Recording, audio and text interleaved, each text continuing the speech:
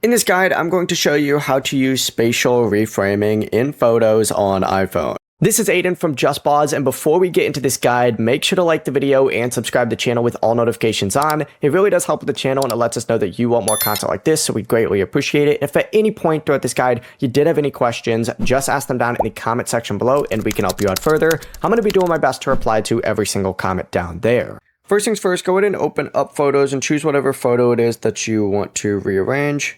Let's say it's this one right here. Essentially what you want to do is open it up, and then from here go ahead and tap edit. So select the little lines. It's going to bring up the edit option just like so.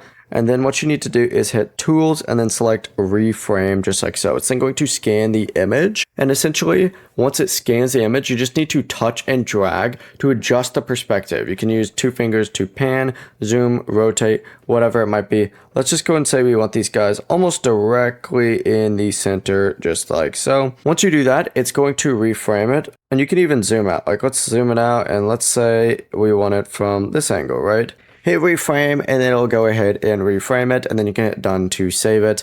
It really is as simple as that. Before you do leave, make sure to like the video and subscribe to the channel with all notifications on. It really does help with the channel and it lets us know that you want more content like this. We'd greatly appreciate it. And if at any point throughout this guide you did have any questions, just ask them down in the comment section below and we can help you out further. I'm going to be doing my best to reply to every single comment down there. Peace.